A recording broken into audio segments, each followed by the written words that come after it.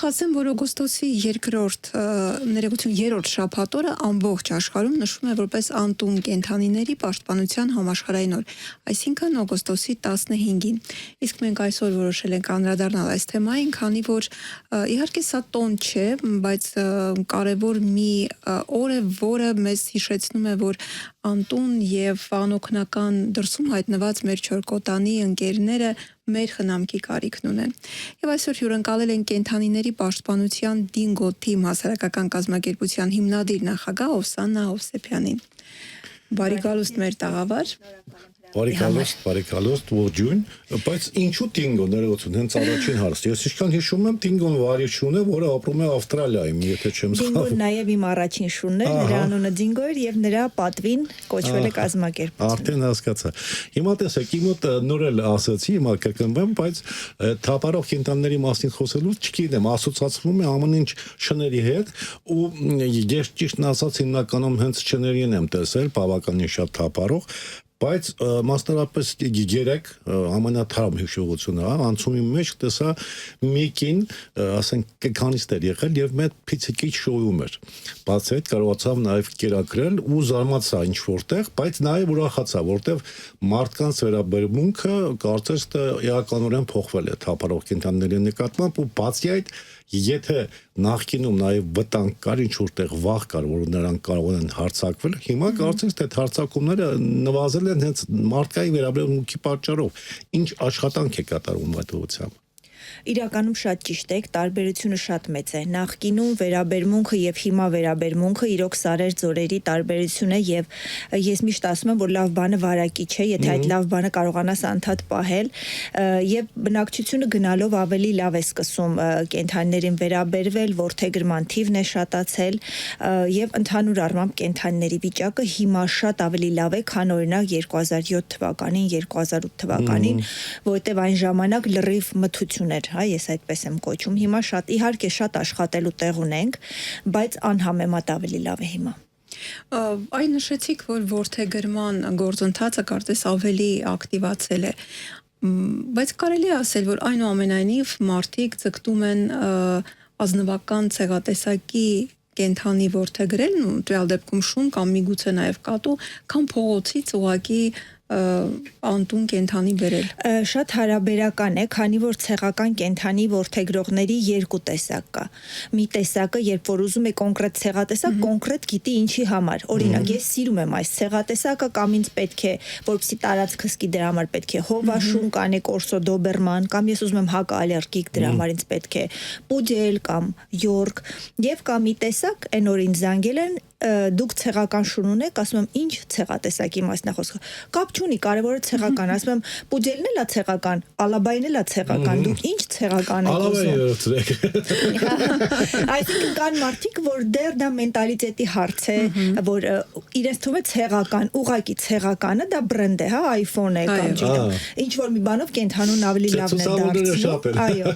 Իրականում դա ցուցամոլություն է եւ տգիտություն է, որովհետեւ պարզապես ցեղական ուզել կապ չունի ցեղատեսակ ցույց է տալիս, որ դու ընդհանրապես բրենդ ես ուզում, ոչ թե ընկեր, ոչ թե կենդանի։ Իսկ ինչ որ բան այս ուղղությամբ հնարավոր է փոխել մտածողության մեջ մարդկանց։ Դե մենք տարիներով դրա վրա աշխատում ենք, տարբեր սոցիալական արշավներ են կարել, արշավներ, որտեղ հայտնի մարդիկ գովազդում են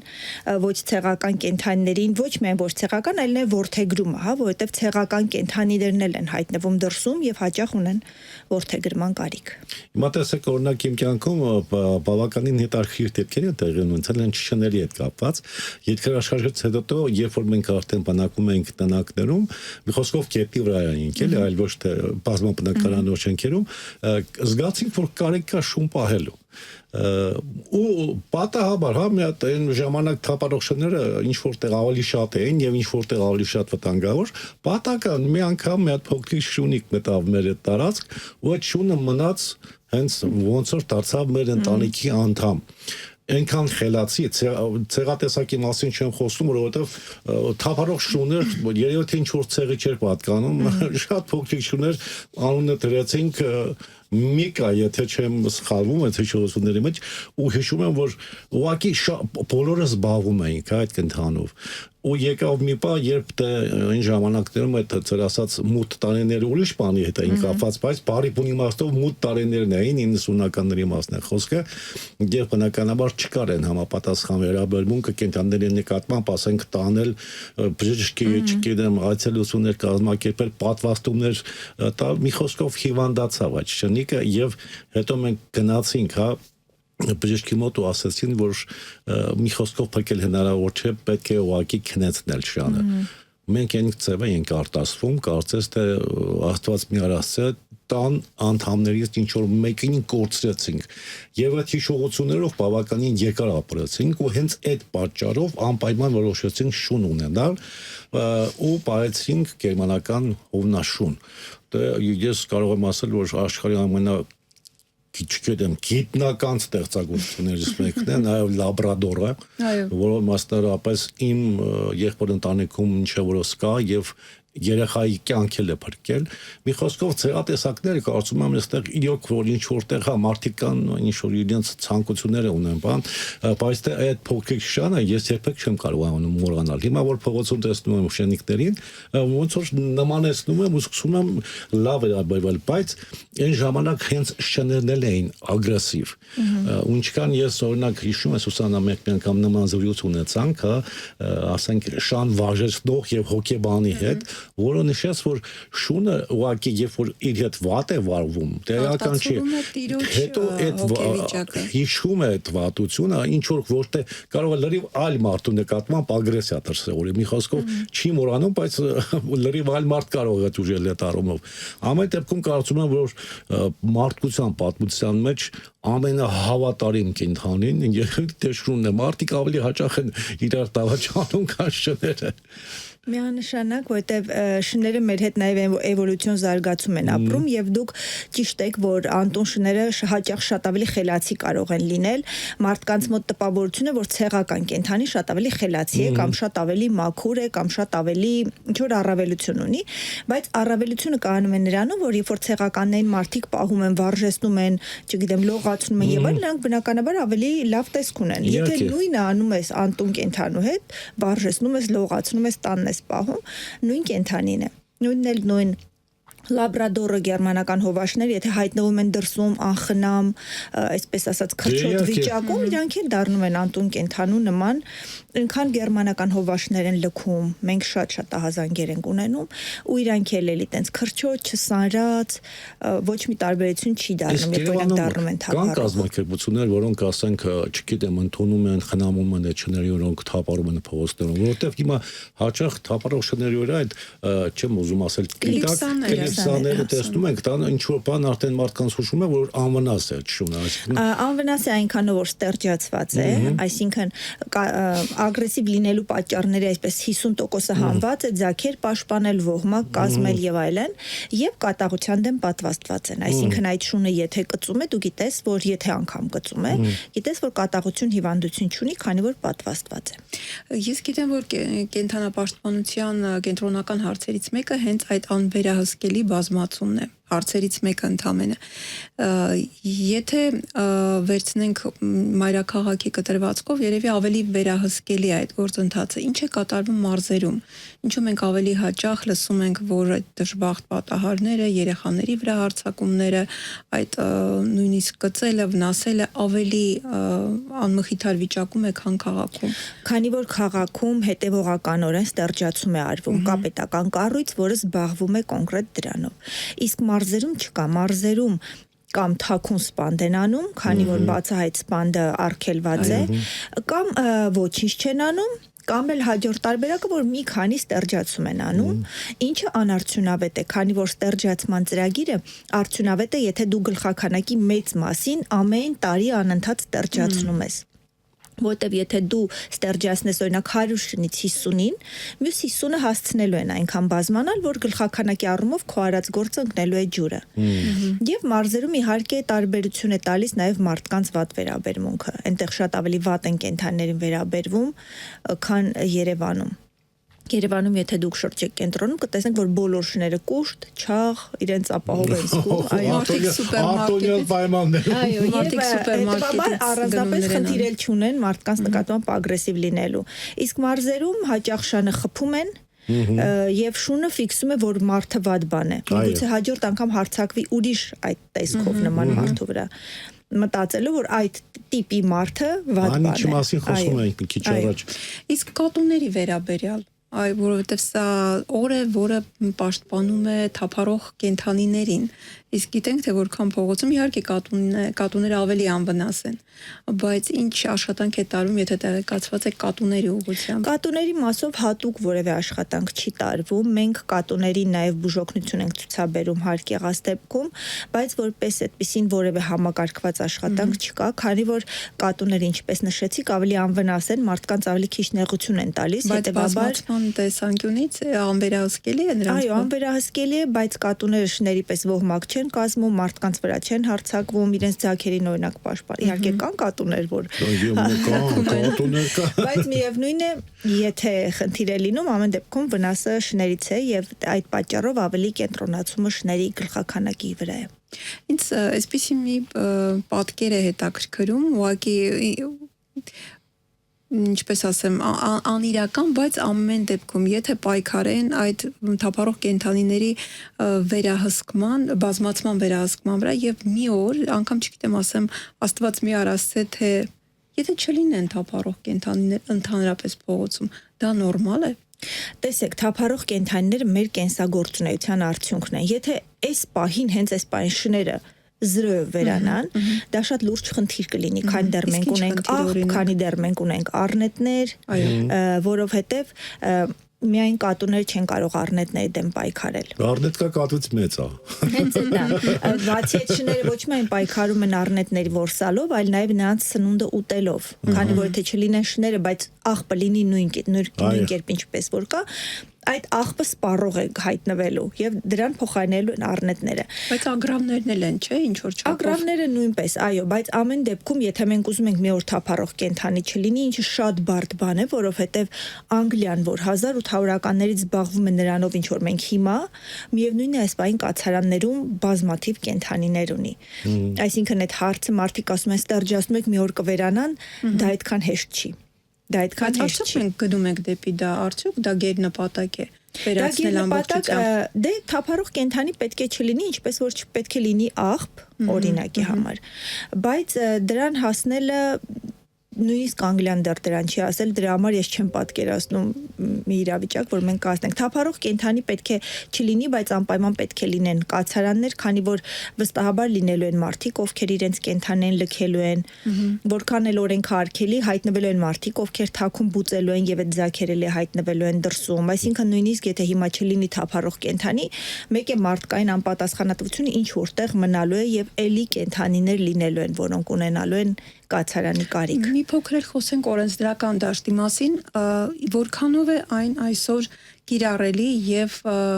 իսկապես կիրառվում են պատժամիջոցներ բոլոր նրանց համար, ովքեր վատ են վերաբերում կենդանիներին, ովքեր որդեգրում են, իսկ հետո դուրս են նետում կենդանուն, կա պատժամիջոցներ, որոնք գործում են։ Մենք 2019 թվականից ունենք միայն դաժանությունը պատժող օրենք եւ միայն այս մարտից արդեն ունենք ամբողջական օրենսդրական փաթեթ,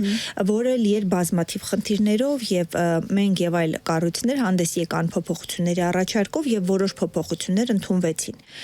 Հունիսին այդ փոփոխություններն էլ ընդունվեցին, իհարկե դեռ էլի շատ բան կա աշխատելու, բայց այդ օրենքը, որը որ վերահսկում է տան կենդանիներին պահել, բուծել եւ այլն, լրիվ նոր է եւ հունիսից կարելի ասել։ Եվ դրանով դեռ որևէ գործողություն չեն կարել, բայց դաժանությունը պատժող օրենքով արդեն որոշ մարդիկ, գիտեք, 3 տարի պայմանական ազատազրկում ունեին կատվին տանջելու համար, շան քաշտալու համար 900,000 դրամ տուգանք եւ էլի դատական գործեր կա, որոնք ընթացքի մեջ են։ Ես կարծում եմ, որ եթե գոնե մեկ անգամ, ինչպես ասում են, դժվար առաջինն է, եթե գոնե մեկ անգամ նման մարդուն ոչ թե պայմանական դատապարտեն կամ ինչ-որ դրամական տուգանք անեն, եթե ինչ-որ լավ քրեական հոդվածով այդ մարդը դատապարտվի, կոնե մեկը։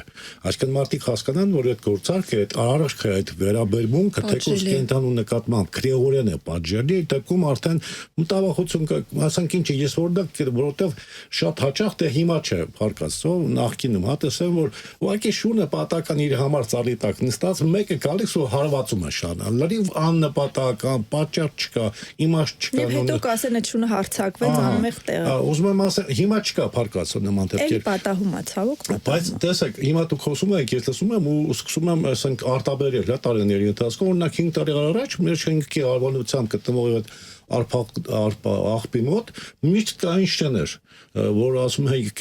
առնետների ուտելիքն են ուտում։ Հիմա չկամ, հիմա բավականին կուշտ են ամենայն հավանականությամբ եւ այդ այգու ամբողջ տարածքում է ուղակի գալիս են ու որում հիմա ինչքան որ ես նկատում եմ այդ շները հասկացել են որ մարդկանց վերաբերմունքը փոխվել է եւ նույնիսկ առանց ճանաչելու, առանց անոթ լինելու մոտենում են փորձում են խաղալ, ինչ որ շոյելու իրենց այդ փոչը խաղացնելու տարբերակը, որը մեծ հաշվով ինչ որ բան չի նշանակում, ուղղակի նշանակում որ ինքը տրամադրված է, ասենք կոնտակտի կա ձեր հետ, որտեղ շատ մարդիկ ասում են որ փոչը խաղացնում են, ասում բարի է։ Չէ, ուղղակի կոնտակտի է պատրաստվում շունը։ Մի խոսքով այդ վերաբերմունքը կարծում եմ շատ կարևոր է որ փոխվել է, բայց ամենակարևորն այն է որ ես տեսնում եմ մարդիկ կերակրում են թափառող կենթանիներին, այսինքն նույնիսկ ես տեսել եմ, որ մի հատ երիտասարդ աղջիկ գնաց խանութից, այո, կերպերեց եւ կերակրեց։ Սա նշանակում է, որ մենք սկսել ենք բարի ավելի դառնալ։ Այո, հասարակությունը կենթանիների նկատմամբ միանշանակ բարիանում է, ես դա շատ եմ ֆիքսել, եւ կենթանին լավ վերաբերվել է, ինչ որ առումով սկսել է դառնալ նորաձև։ Այսինքն, այո, դա շատ լավ է, օրինակ մարդիկ կերակրում են, համացանց են գցում եւ լայքեր վաստակում։ Թեկուզ լայքեր են վաստակում, բայց նաեւ բարի օրինակ են ծառայում, ինչը շատ լավ է։ Ես հենց դա եմ մտածում, թե Աստված ոչ անի փողոցներից վերանան բոլոր կենթանիները, բարությունն էլ կվերանա, ինչ որ չափով, որովհետև տեսնում ես երեխաները մի քանի օր առաջ բավականին մեծ շուներ, որ ասեմ շատ գրավիչ էր իր մաքրությունը, չէ, դե թափառող շուներ, բայց ծնողները կանգնած տեսնում են ինչպես փոքրիկը շոյում է այդ կենթանուն։ Անկամ հետո չհորդորեցին գնա ձեռքերը լվանա կամ ինչ որ sense զուտ հիգիենայից կանոններից ելնելով, ուսանա ես նաև ուզում եմ անդրադառնալ շնամարտերին, որոնք նույնպես մեծ ու ցավալի թեմա են, կարծես մարդիկ ավելի դաժանորեն են վարվում, քան ուղակի չեմ էլ ուզում համեմատել այդ մեքենայի ետևից քաշ տալը շանն է ավելի դաժան թե մարտի անելը, իսկ հենց այս օրենքով հենց այս հանցագործությունը պատժելի է։ Այո, շնամարտերը քրեորեն պատժելի է, բոլոր տեսակի շնամարտերը, կլինի գամփր, կլինի փիթբուլ, որովհետև հիմա Հայաստանում կա մի հատ կազմակերպություն, որը գամփրների մարտին կոչում է թեստավորում, բայց ոչ մի տար, այսինքն շներն իրար վնասում են, շները իրար ատամիտեղ, գայլերի դեմ պայքարի համար, հա։ Իբր գայլերի դեմ պայքարի համար, բայց իրականում դրանք շրամարտեր են եւ ոչ մի կապ չունեն գայլերի հետ, որտեղ այդ մարտի մասնակցող շները երբեք դուրս չեն գալիս գայլի դեմ։ Դալաբայա ծնվում է գայլի դեմ պայքարի։ Այո, դա իրենց գենի մեջ է եւ դա թեստավորել պետք չէ, որտեղ շունը շան հետ երբ որ կռվում է, նա չի սովորում գայլի դեմ կռվել, որտեղ երկու տարբեր կենթանատեսակներ են։ Շունը որ շան դեմ կռվում է, կարող է գայլից փախնել եւ հակառակը շունը որ շան դեմ չի կռվում, կարող է գայլի դեմ դուրս գալ։ Դա ընդհանրապես կապ չունի, ուղղակի իրենք այսպես ասած արդարացում են գտել, բայց իհարկե մենք իրենց գնացինք մարտը բռնացրեցինք, տեղում ոստիկանություն կանչեցինք, քրեական գործը արդեն հարուցվել է եւ սպասում ենք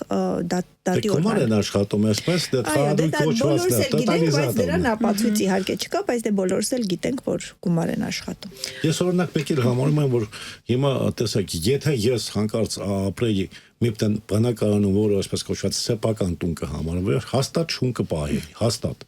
Բայց բազմա բնակարանոց շենքերում կենթանի պահելը, չգիտեմ, ինչ որտեղ խանգարող հանգամանք եմ համարում, թեկուզ հարևանի համար, որտեղ օրինակ ես հարավոցյան զարթնում եմ շան ոռնոցից։ Հարևանի շունը մնում է մենակ, սկսում է ոռնալ կենթանին։ Դե պարզեք մենակ թողնում են տանը։ Մի խոսքով ուզում եմ ասեն, պահելուց էլ պետք է համապատասխան պայմաններ ունենա շունը։ Եթե ուզում ես անկախ ցեղատեսակից, տեսեք մենք խոսեցինք հիմա ցեղատեսակների մասին, կան ցեղատեսակներ, որոնք թեկուզ հենց շնամարտերի համար են ստեղծվել, հա, ինչ որ չկա այդպես ցեղատեսակ, ես դրա մասին խոսել եմ, պատվաստել են հատուկ միգուցե, կան ցեղատեսակներ, որոնք հատուկ որսի համար են, կան ցեղատեսակներ մասնարարապես այդ ալաբայի համար ուղղակի քիժում եմ, այդ տեսնում եմ այդ աղրելի կենտանին, որոնք ստեղծված են հատուկ այդ գալերի դեմ, այլ կենտանիների դեմ պայքարելու համար, սահմանապահի հետ աշխատելու։ Դե այնտեղ խոնաշունը ավչար կա, լավ է հնչում ավելի, հա, այդ լրիվ այլ բան է։ Խելացի ուղղակի ինչ որ մեկի հետ կարող ես զրուցել այդ ճան հետ, իր ժեստիկուլյացիան օգտագործել, լուրջ եմ ասում։ Ես այնքան եմ նման բաներ տեսել։ Դե ժամանակին մենք ունեինք Կովկասյան հոնաշան եւ գերմանական հոնաշան խառնուրդ։ Գլուխը մեծ,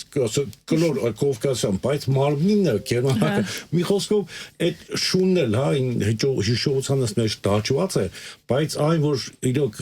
շուն ունենալով մարդը կարող է պարզապես կյանք ավելի հետաքրքիր դարձնել ինչ որ հատվածներում, ավելի մտածված, ավելի չգիտեմ, դուրսս գալիս զբոսնելու շան հետ ինքը վազում է, դու հետևից, ինչ որ ժամանակ է անցնում, ցրվում ես, լարվածությունը կորում է, այդ իրավիճակը, որ ամբողջ օրվա հոգնածությունը կարծես մի ակնթարթ կորում է։ Բայց շուն պահելը միայն հաճույք չէ, դա մեծ պատասխանատվություն է, որը շատերը երևի թե չեն գիտակցում։ Իրականում դուք շատ ճիշտ եք, որ ոչ թե բազմաբնակարան շենքում չի կարելի շուն պահել, այլ ցանկացած շուն պահող պետք է իրեն պատասխանատու զգա պահելու համակեցության կանոնները։ Օրինակ, եթե քո շունը ոռնում է, դու պետք է կանչես վարժեցնող աշխատես, որպեսզի հարևաններին չխանգարի։ Եթե քո շունը մուտքում կեղտոտում է, օրինակ, դու պետք է սովորեցնես, որ չանի եւ հետևից մաքրես այնպիսի նյութերով, որպեսզի հոտ չգա։ Թե չէ, բնականում բնականաբար կարելի է, բայց շատ մարդիկ կան, ցավոք ձեզ հետ համաձայն է, որ համակեցության կանոնները չեն պահում եւ մեղադրում են հարևաններին, իբր հարևանները կենթանասեր չեն, բայց իրականում պետք է սովորել բոլոր դեպքերում պահել համակեցության կանոնները։ Իմ հարևանը երևի լսում են ու հասկանում են թե ով մասին եմ ես խոսում։ Հիմա մեր օրինակ մուտքում կան ընտանիքներ, որոնք շուն են պահում, բայց մեկ շուն կա, որը բոլորի վրա հարձակվում է։ Ագրեսիվ շուն է։ Դե այ ես հասկանում եմ, որ այդ շան հետ միգուցե ինչ որ մի ժամանակահատվածում մարդը վատ բան է արել, հիշողության մեջ դաջվել է, մնացել է, հիմա այդ պատճառով ինչ որ միգուցե ինքը պաշտպանվում է, որ տերով շունը միգուցե նաև դոմինացիա է անում։ Եթե տերով շուն է, շատ հաճախ մարդիկ շանը սիրելով այնքան են երես տալիս, որ շանը թվում է թե ինքը տան շեֆն է։ Որտեղ շները ոհմակային են, այո, եւ շները միշտ զտում են ոհմակի մեջ լիդերության դիրքին եւ տանն էլ է նույն բանը։ Եթե դու չկարողանաս ճիշտ քո դիրքը դնես, շունը կարա, այսպես ասած, նստի գլխիդ եւ դրա հաշվին նաեւ հարցակվի ուրիշների վրա։ Ուսան այսօր այս հարցի շուրջ թիվ 1 խնդիր է, որը դուք առաջին հերթին կարևորեք, մարդ եւ կենթանի փոխհարաբերություններում որն է։ Շատ կարևոր է կրթությունը, որովհետեւ ամեն ինչ սկսվում է կրթությունից։ Մեր հասարակությանը պետք է անընդհատ կրթել քրոնիկ եւ դպրոցներից, մանկապարտեզներից սկսած մինչեւ սոցիալական արշավներով։ Քանի որ դրա հաշվին, երբ որ մարդը կրթվում է, հասկանում է օրինակ պատասխանատվություն, նաեւ սեփական կենթանուն օրինակ ստեղծացնելու, որ հետո սերունդները դրսում չհայտնվեն, եւ մի շարք այլ բաներ, միջև մեր հասարակությունը չկրթվի բավարար, միջև մեր հասարակությունը պատասխանատվություն չզգա նաև թափառող կենթանու նկատմամբ, ոչ միայն իր սեփական, մենք այս հարցը դոփելու ենք տեղում։ Ընդ որում կրթվել ոչ միայն նրանց համար, ովքեր կենթանի են պահում, այլ նրանք ովքեր չեն պահում։ Բոլորին, իհարկե, որովհետև այդ կենթանիները կան, որքան էլ նույնիսկ կենթանի սիրող մարդը ասի, վերացրեք, պետք է փողոցում կենթանի չլինի, այդ նույնն է ոնց որ ասես, աշխարհում պետք է խաղաղություն լինի։ Այո, պետք է։ Բայց մի քանի դեռ նրանք կան, ավելի լավ է իմանալ ինչպես նրանց հետ վարվել, քան չիմանալ ինչպես նրանց հետ վարվել։ Դե ես կարծում եմ որ ամեն ինչի հիմքում են կած կրթված լինելը, որտեվ եթե մարդը կրթված չէ, ինտելեկտ չունի, չի էլ հասկանում թե շունը որտեղից է եկել, ինչպես է ստեղծվել, մարդու հետ կապված ինչ պատմություն ունի, այդ դեպքում արդեն այդ մարդուց ինչ ուզում է սպասի։ Դե իժոր չէ որ մենք այսօր այդ մասին խոսում էինք, հա, Սուսանա ներկայացրեց այսօր Մողեսի համաշխարհային օրն է նշվում եւ մենք խոսում էինք կենթանիների մասին ու ինձ արդեն մի անգամ ասել ու շատ տպավորիչ խոսքեր են, ասում են ասված է, եթե ուզում ես տեսնել երկրագնդի ամենաուժեղ կիչատչին, նայիր հալու մեջ։ Ուզում եմ ասեմ, մենք հիմա փողոցով գնում ենք, տեսնում ենք, ասենք, Աստված մեղարացե մարդ կանգած։ Ես համոզված եմ, որ ոչ բոլորը կկանգնեն այդ մարդուն օգնելու համար։ Կմտածեն միգուցե հարբած է, ընկած է, կամ ասենք Անտուն Անոթևան մարդ է քնած է։ Կլինեն մարդիկ, ովքեր կմոտենան կամ հարց կտան, բայց այդ մարդկանց թիվը գնալով նվազում է։ Այս էլ է կրթության պակասի մասին խոսում։ Մենք բացի առաջ նաև ինչ որտեղ մարդկային հարաբերությունների այդ փոփոխման մասն է խոսքը, աշխարհն է փոխվել, կյանքն է փոխվել։ Առաջ մարդիկ առանց պահանջի, առանց ասելու մեկը մյուսին հասնում էին օգնության, առանց ինչ որ շահխնդրության, բայց հիմա նման բան չկա։ Նախկինում նաև ավտոբուսում երեխան տեսնում էր ավելի տարիքով մարդու ոտքեր կանգնում տեղը զիջում էր։ Հիմա նման բաներ կան, չեմ ուզում ասել բացառված է, բայց ավելի քիչ է։ Դե չգիտեմ, ամեն ինչ փոխվում է, բայց դա միանշանակ համաձայն է, որ ամեն ինչ կրթության մեջ է։ Եթե մարդը կրթված եղավ, ունեցավ մակարդակ, այն որ ասում ենք ոչ թե ինչ որ հագուստի հետ կապված կամ սանրվածքի կամ մակիյաժի կամ չգիտեմ ժամացույցի հետ կապված, գեղեցիկ ավտոմեքենայի, այլ իրոք հոգեպես կրթված մարդ եթե եղավ, ուրեմն այդ մարդուց վտանգ մի կսպասեք։ Եվ չմոռանանք, որ մենք պատասխանատու ենք նրանց համար, ում վարժեցրել ենք։ Եվ ում թողել ենք փողոց, որովհետև անտուն կենդաններ մեր արդյունքն են, իրենք իրենցով չեն ստեղծվել։ Ես հիշեցնում այսօր հյուրընկալել էին կենդանիների պաշտպանության Dingo Team հասարակական կազմակերպության հիմնադիր նախագահ Օվսաննա Հովսեփյանին։ Շնորհակալություն, որ Ձեզ շնորհակալ եմ թեմայի մասին խոսելու համար։ Շնորհակալություն, ես կարծում եմ, որ կգա ժամանակ, երբ մենք նորից կհանդիպենք, որտեղ ես մասնարարապես Dingo շներերի հետ կապված բավականին խոր ուսումնասիրություններ ունեմ, դե հիշում եմ, որ ժամանակին մարդիկ այդ շանը համարում էին վտանգավոր։ Բայց հիմնականում նաև տարիների ընթացքում Dingo-ն, ինչպես արդեն հասկացանք, ծեր շանանունից կարող է լինել նաև մարդու բարեկամ, այնպես որ այստեղ ընդհանրապես անվան տարբերություն է։ Շնորհակալություն, որ եկաք։ Ձեզ եմ շնորհակալ։